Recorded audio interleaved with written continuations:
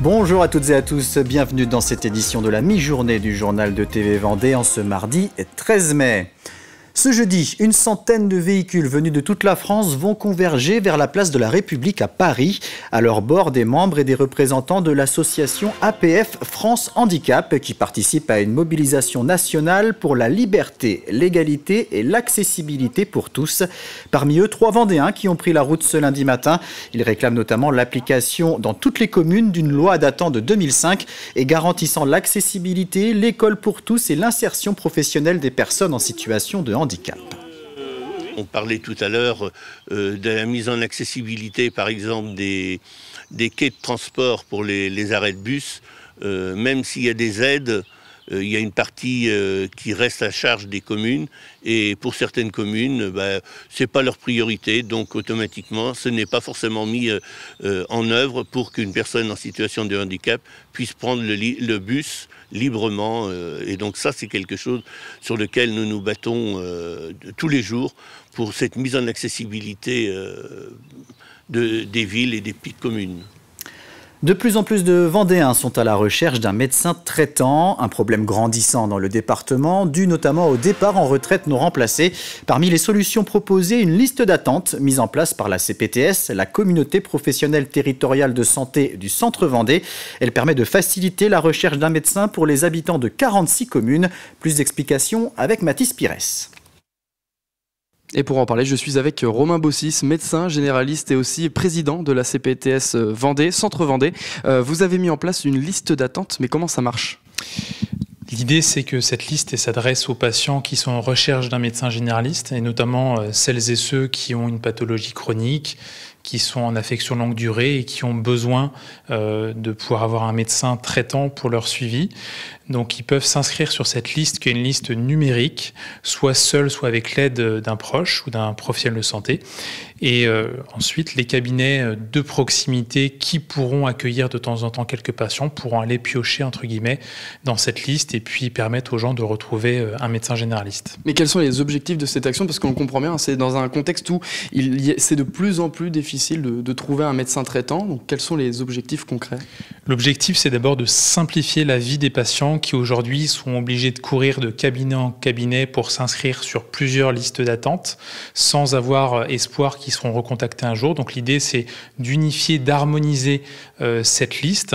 L'autre aspect, c'est de libérer du temps pour les cabinets médicaux et notamment pour les secrétaires médicales qui passent beaucoup de temps à dire non aux patients alors que ça pourrait être délégué justement vers cette liste commune. Et puis l'idée, c'est aussi de pouvoir avoir une veille en temps réel sur les besoins de soins du territoire et puis de prioriser les patients qui en ont le plus besoin. Et je vous le disais, ceux qui sont en affection longue durée ou ceux qui ont une pathologie chronique et qui ont besoin de voir un médecin régulièrement. Et donc cela concerne les 180 000 personnes et habitants concernés par la CPTS Centre Vendée. Pour rappel, 15% d'entre eux n'auraient pas de médecin traitant. Un autre système similaire a aussi été mis en place par la CPTS du Haut-Bocage. Depuis le 24 février dernier, 176 élèves luçonnais profitent d'un nouveau cadre de travail au sein de l'école primaire Émile Bossire. Sur le site de l'ancien collège Bossire, 3000 m² ont été réhabilités avec 12 classes, mais aussi une partie réfectoire et un dortoir. On y trouve également une grande cour oasis végétalisée, conçue comme un véritable espace d'évolution adapté aux besoins des enfants. Un projet dont le coût s'élève à 2,3 millions d'euros, porté par la ville de Luçon, le conseil départemental et l'État. Nous y reviendrons plus longuement dans notre édition de 18h. Si vous avez prévu de vous rendre au zoo des Sables d'Olonne ces prochains jours, vous pourrez aller à la rencontre de Nida et Magan, 2 nouvelles girafes en provenance d'un parc animalier suédois. Elles sont arrivées dans leur nouveau lieu de vie en fin de semaine dernière et ont rejoint Majida, résidente sablaise depuis 24 ans. Ce transfert a été réalisé dans le cadre d'un projet européen d'élevage dans le but de préserver l'espèce. Reportage Mathis Pires. Les premiers pas dans leur nouvelle maison. Elles sont à présent 3 girafes réunies. Nida et Magan ont 2 et 3 ans et après 3 jours de voyage en provenance de Suède, il est temps pour elles de s'acclimater à leur nouvel enclos. Maintenant, elles vont vivre dans un enclos qui est constitué d'un enclos intérieur et un enclos extérieur. L'enclos intérieur, il y a 2 grandes loges. Il y a une loge pour Majida, notre vieille femelle, et puis une autre loge pour les 2 petites jeunes. C'est dans cette remorque de plus de 4 mètres de hauteur qu'elles ont voyagé pendant près de 72 heures. Dès leur arrivée, déjà très curieuses, ces 2 femelles ne sont pas vouées à être reproduites. L'objectif, préserver l'espèce. Nous avons fait le choix d'être zoo-refuge pour cette espèce parce qu'il y avait une nécessité pour qu'un jour on puisse réintroduire les animaux. Donc pour pouvoir un jour les réintroduire, il faut impérativement gérer la génétique de la population.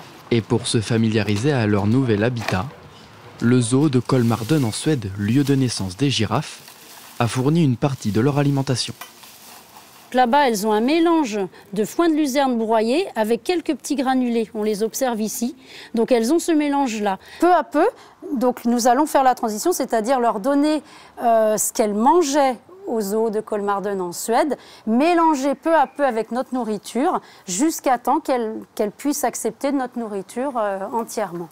Après avoir fait connaissance pendant une journée avec leur colocataire Majida, 24 ans, le public peut à présent découvrir ces 2 jeunes girafes tous les jours de 9h30 à 19h. Et on retourne à Luçon où la 2e édition du Printemps des métiers d'art était organisée le week-end dernier dans le cloître de la cathédrale Notre-Dame de l'Assomption. Destiné exclusivement aux artisans d'art, cet événement a pour objectif de faire découvrir ou redécouvrir les créations de ce secteur, mais aussi de valoriser le travail de ces artistes de la main et de susciter des vocations. Cette exposition permet aussi de rappeler l'importance des artisans d'art dans la conservation du patrimoine commun. On se quitte avec quelques images de ces engins de chantier radiocommandés. Le week-end dernier, l'association des Amis des TPRC Travaux Publics Radiocommandés proposait une exposition et un spectacle à Verret. 18 tonnes de terre ont été installées pour accueillir ces véhicules pesant jusqu'à 30 kg. Un monde miniature dans lequel plus de 60 passionnés se sont retrouvés. C'est la fin de cette édition. Je vous donne rendez-vous à 18h pour un nouveau point sur l'actualité. Très bonne journée sur TV Vendée.